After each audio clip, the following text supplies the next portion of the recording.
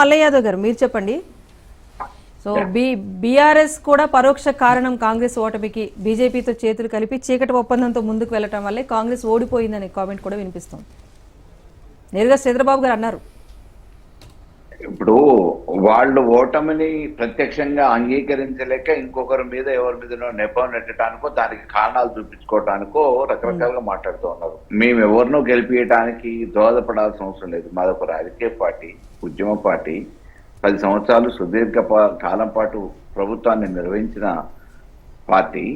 మేము ఎవరో గెలుపు కోసం మేము తోడ్పడాల్సిన అవసరం లేదు. ఈ రోజు మేము పోటీ చేయనంత మాత్రాన మా ఓట్లు వేరే వైపు పోయినాయి అని చెప్పానంటే, ఓట్లు వేసిన ప్రజలందరూ కూడా, ప్రజలు కాదు అందరూ విద్యావంతులు, నిరుద్యోగులు, విద్యావంతులు, ఉపాధ్యాయులు, మేధావులు దాంట్లో ఉన్నారు. వాళ్ళు నిర్ణయం తీసుకొని ఓటేస్తున్నారు. ఈరోజు మా రాకేష్ అన్నకు ఉత్సాహం మామూలుగా ఢిల్లీ దాకా ఇప్పుడు గొంతు వినపడతా ఉంది.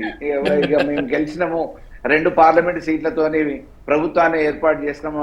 ఇప్పుడు 2 ఎమ్మెల్సీ సీట్లతోని మేము మొత్తం రేపు దేశాన్ని జయిస్తామని చెప్పాను అంటున్నారు. సరే, ఆ సంతోషపడడం తప్పలేదు. మేము కూడా అధికారంలో ఉన్నప్పుడు వార్డు మెంబర్ నుంచి మొదలు పెట్టుకొని పార్లమెంటు వరకు ఏ ఎన్నిక జరిగినా అన్ని ఎన్నికలలో మేమే గెలిచినాం. తర్వాత మొన్న అధికారం కోల్పోయినాం.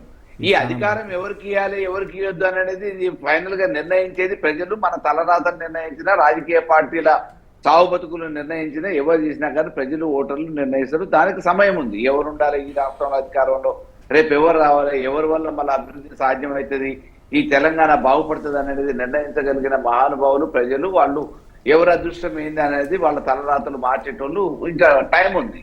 కానీ మొన్న కాంగ్రెస్ ఓడిపోవడానికి కారణం మాత్రం మాకున్న వ్యక్తిగత అభిప్రాయం కానీ, పార్టీ అభిప్రాయం కానీ, వారి అతి ప్రసంగాలే ఓడగొట్టినాయి.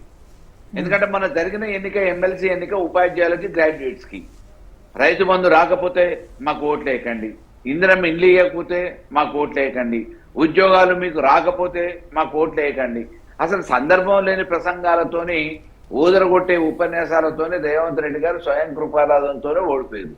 ఎందుకంటే ఎప్పుడైతే వేదికల మీద ఈ మాటలు అన్నారో జనాలు, అక్కడ ఉన్నోళ్ళు కూడా నిజంగా మామూలుగా ఈయనకు ఒక గుణపాఠం చెప్పాలి, మాకెవరికి రాలేదు రైతు బంధు, ఎంతో అంతో మామూలుగా రైతుకు సంబంధించినంత వరకు రాలేదు, ఇందిరమ్మ ఇండ్లు రాలేదు, పథకాలు ఏవి రాలేదు, 14 నెలలే కదా మేము వచ్చింది, అధికారంలో కూర్చుంది, అప్పుల పాలున్న ఈ రాష్ట్రంలో వెంటనే ఎట్లా చేయాలని చెప్పి ఒకవైపు అంటూనే అన్ని వీళ్ళు 5 సంవత్సరాల కోసం ఇచ్చిన హామీలు అప్పుడే చేసేసినట్టు అరచేతుల వైకుంఠం చూపించి మేము చేసినాం, మీరు లబ్ధి పొందుతూనే ఓట్లేదు లేకపోతే లేదన్నారు. కాబట్టి ఈరోజు ఏం చేసారో మనం చూస్తాం. కాబట్టి రాజకీయ నాయకులుగా ఈరోజు అధికారం ఉందని చెప్పేసి రేవంత్ రెడ్డి గారు ఇష్టారీతన మాట్లాడిన దానికి ఏ రకమైన పరిణామాలు ఉన్నాయి, దాన్ని ఎట్లా సరిదిద్దుకుంటారు అనేది వాళ్ళు ఆలోచించాలి. ఇదేం గీట్రాయని మేము అనం. ఇది మేము రెఫరెండం ఈ ప్రభుత్వానికి, ఈ ప్రభుత్వం వెంటనే దిగిపోవాలి, మారాలని ఎవరికి ఉండే ఆ భావాలు వాళ్ళకు ఉంటే 5 సంవత్సరాల కోసం అధికారం ఇచ్చారు. 5 సంవత్సరాలు వాళ్ళు సజావుగా ప్రజలకు సేవలు అందియాలని మేము కోరుకుంటాం. ఇచ్చిన మాటలు హామీలు నిలబెట్టేంత వరకు మేము పోరాటం చేస్తాం.